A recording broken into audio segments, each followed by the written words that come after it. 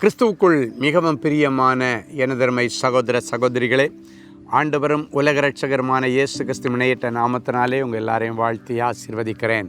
இந்த பிப்ரவரி மாதம் 19ஆம் தேதி மங்கள வார்த்தை நிகழ்ச்சி மூலமாக உங்களை நேரடியாக உங்கள் வீடுகளிலே சந்திக்கிறது எனக்கு ரொம்ப சந்தோஷம். கர்த்தர் உங்களை ஆசீர்வதிப்பாராக. எல்லாரும் சந்தோஷமாக இருக்கிறீங்களா? கர்த்தருக்குள்ளே நீங்கள் சந்தோஷமாக இருக்கணும்னு நான் விரும்புகிறேன். ஆண்டவர் விரும்புகிறார். உங்கள் வீடுகளில் நிறைய சந்தோஷமான சுப காரியங்கள் சுக காரியங்கள் நடப்பதாக, அதில் இருக்கிற தடைகள் விலகுவதாகன்னு நான் மனதார ஆசீர்வதிக்கிறேன். கர்த்தர் உங்களை ஆசீர்வதிப்பாராக. நிறைய பேர் இன்றைக்கி காலையில் பிறந்த நாள், திருமண நாளை நினைவு கூறும்படிக்கு நேற்றைக்கு நைட்டே காலையில் எப்போ மங்கள வார்த்தை வரும், ஆண்டவர் என்ன மங்கள வார்த்தை சொல்லி ஐயா மூலமாக ஆசீர்வதிப்பாருன்னு காத்துட்ருக்கிறீங்க. அப்படியே கண்களை மூடி தேவ சமூகத்தை நோக்கி பாருங்கள். அன்பான ஆண்டவரே, உமக்கு நன்றி. இந்த நாள், பிறந்த நாள் மற்றும் திருமண நாளை நினைவு கூறுகிற இந்த அருமையான பிள்ளைகளை கர்த்தர் சந்தியும். அநாதி சிநேகத்தால் உன்னை சிநேகித்தேன், ஆதலால் காருண்யத்தினால் உன்னை இழுத்து கொள்ளுகிறேன் என்கிற மங்கள வார்த்தையின்படி இவர்களை இழுத்து கொள்ளும், இவர்களை நீர் நடத்தும். ஆண்டவரே, இந்த வருஷம் முழுவதும் இந்த வார்த்தையின் பிள்ளைகளுடைய வாழ்க்கையிலே நிறைவேறுவதாக நாங்கள் ஆசீர்வதித்து ஜெபிக்கிறேன். கர்த்தருடைய பெரிய கிருபை என் பிள்ளைகளோடு கூட தங்கியிருக்கட்டும். இயேசுவின் மூலம் பிதாவே, ஆமென். சரி, இன்றைக்கி ஒருவேளை உங்களுக்கு பிரியமான யாரையாவது நீங்கள் இழந்து அந்த சோகத்தில் உட்கார்ந்து காலையில் மங்கள வார்த்தையை ஆன் பண்ணி வச்சுருக்கிறீங்களா? சகலவித ஆறுதலின் தேவன் உங்களுக்கு தெய்வீக ஆறுதலையும் சமாதானத்தையும் கொடுத்து இந்த சோகத்திலிருந்து மீண்டு வரக்கூடிய மனப்பக்குவத்தையும் அந்த பலனையும் கர்த்தர் கொடுத்து ஒரு நல்ல காரியத்தை குடும்பத்தில் செய்வார். சரியா? சரி, இன்றைக்கி நமக்கு என்ன மங்கள வார்த்தை ஆண்டவர் வச்சிருக்கிறாரு எடுத்து வாசிக்கலாம். சங்கீதம் 32:8. நான் உனக்கு போதித்து நீ நடக்க வேண்டிய வழியை உனக்கு காட்டுவேன். அண்ட சராசரங்களையும் உண்டாக்கி சரியான பாதையிலே நம்மை நடத்துகிற நல்ல ஆண்டவர் சொல்லுகிறார், நான் உனக்கு போதித்து. அப்படின்னா ஆண்டவருடைய போதனையை கேட்குற அளவுக்கு முதலாவது நம்முடைய செவிகளையும் சிந்தனையும் ஆண்டவர் இன்னைக்கு டியூன் பண்ணுகிறார். கடந்த நாட்களில் ஆண்டவருடைய வார்த்தையை கேட்கக்கூடாதபடி சத்ரு உன்னுடைய காதுகளை மந்தமாக்கி உன்னுடைய மனசை ஆண்டவரிடத்திலிருந்து வேறு பிரித்து வச்சு தன்னுடைய கண்ட்ரோலில் வச்சிருக்கலாம். இன்னைக்கு அந்த நிலைமையில் இருக்கிற, கட்டப்பட்ட நிலைமையில் இருக்கிற உன்னுடைய பிள்ளைகளை, உன் புருஷனை, உன் மனைவியை, உன் மருமகனை, மருமகளை, குடும்பத்தில் உள்ள யாரோ ஒருத்தரை கர்த்தர் இன்றைக்கு பிசாசின் பிடியிலிருந்து முதல்ல தன்னுடைய கண்ட்ரோலுக்கு எடுக்கிறார். அவருடைய செவிகளை, வசனத்தை கவனிக்க ஆண்டவர் இன்றைக்கு கூர்மையாக்குகிறார். ஆண்டவருடைய வார்த்தைகளை கேட்கிற அவளுக்கு அவருடைய மனசு ஆண்டவர் இன்றைக்கு பக்குவப்படுத்தி ஆண்டவர் சொல்கிறார், இனி நான் உனக்கு போதித்து. கடந்த நாட்களில் பிசாசு போதித்தபடியே நீங்கள் காரியங்களை நடத்துனீங்க. இனி இல்லை, ஆண்டவர் உனக்கு போதிப்பார். உன் கரத்தை பிடிச்சி இதுதான் வழி, இதில் நட, இந்த பக்கம் போனால் உனக்கு அழிவு இருக்குது, இங்கே போனால் வாழ்வு இருக்கிறது, இந்த பக்கமாக வான்னு சொல்லி அழிவின் பாதையிலே போய்கொண்டிருக்கிற உன்னை வலுக்கட்டாயமாய் பிடித்து இழுத்து வாழ்வின் பாதையில் திருப்பி கொண்டு போகிற ஒரு விசேஷித்த நாள். நிறைய பெற்றவர்கள் கண்ணீரோட, என் பிள்ளை அழிவை நோக்கியே ஓடிட்டுருக்கிறாளே, அழிவை நோக்கியே ஓடிட்டு நடக்கிறானே, ஐயோ எனக்கு ஏதாவது ஆயிடுமோன்னு பயந்துட்டு இருக்கிறீங்க. இந்த பயத்து நிமித்தம் கர்த்தரை நோக்கி நைட்டெல்லாம் கதறினீங்க.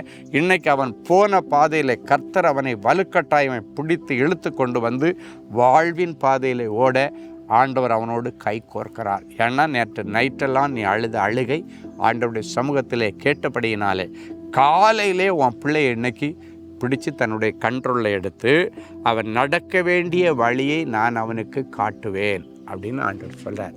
நிறைய பேருக்கு இப்போ தான் கொஞ்சம் மனசில் ஒரு சந்தோஷம், அப்பா என் பிள்ளைய ஆண்டவர் மீட்டு வந்துடுவார். நிறைய பேர் அழுறீங்க, என் பிள்ளை சர்ச்சுக்கு வந்தால் போதும், என் பிள்ளை சண்டே கிளாஸில் உட்காந்தா போதும், என் பிள்ளை சண்டே கிளாஸ் எடுத்தால் போதும், என் பிள்ளை கொயரில் நின்னா போதும். உங்கள் நியாயமான விருப்பங்களை கர்த்தர் நிறைவேற்றும்படி அவருடைய பாதையிலே, சுவையான பாதையில் நடத்துவார். அவர் நடத்துகிற வழியிலே உங்களுக்கு எந்த விதமான அழிவும் இராது, நாசமும் இராது. பிசாசு வர முடியாது. ஆண்டவர் உன் கூட நிற்கிறாருன்னா அந்த எந்த பிசாசும் உன் பிள்ளையை தொட முடியாது. இன்றைக்கு ஒருவேளை ஏதோ ஒரு பெரிய பாவத்திலேயோ ஏதோ ஒரு தவறான தொடர்பிலையோ உன் பிள்ளைங்க சிக்கி இருந்தாலும் கர்த்தர் அதிலிருந்து மீட்டெடுத்து அவருடைய பாதையில் நடத்தி உங்கள் கையில் அழகாக புது சிருஷ்டியாக மாற்றி தருவார். குடிகார புருஷனை மாற்றுறாரு, குடிகார பிள்ளையை மாற்றுறாரு, கஞ்சாவில் பழகி அதிலே விழுந்து கிடந்து வாழ்க்கையை விரயம் பண்ணி கொண்டிருக்கிற உன் பிள்ளைய கர்த்தர் இன்றைக்கு தொடுகிறார்.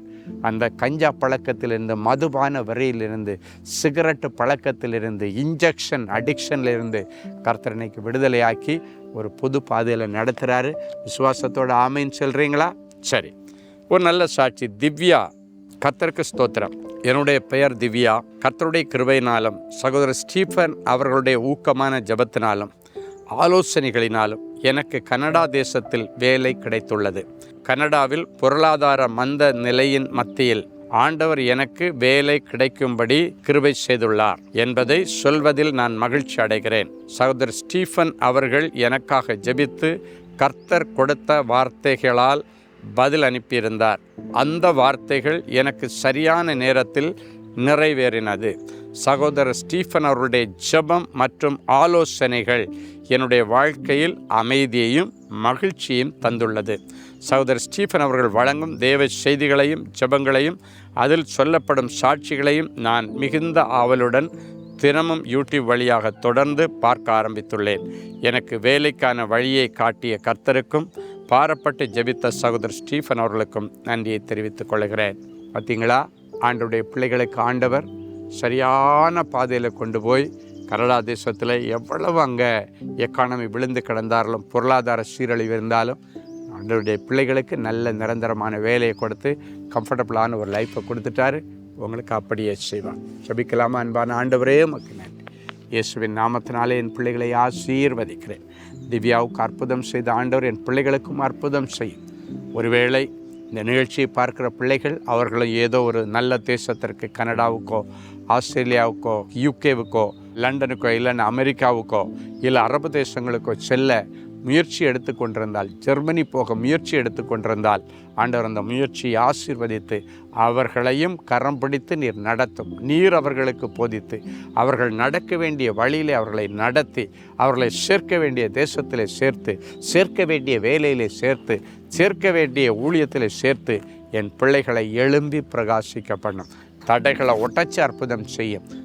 தடைகள் நீங்குவதாக. என் பிள்ளைகளுக்கு முன்குறித்த தேசத்தில் சுதந்திரம் கிடைப்பதாக, நல்ல காரியங்கள் நடப்பதாக, கற்பங்கள் திறக்கப்படுவதாக. இயேசுவின் நாமத்தினாலே நோய் நொடி இல்லாமல் பிள்ளைகள் வாழட்டும். இயேசுவின் மூலம் பிதாவே, ஆமென்.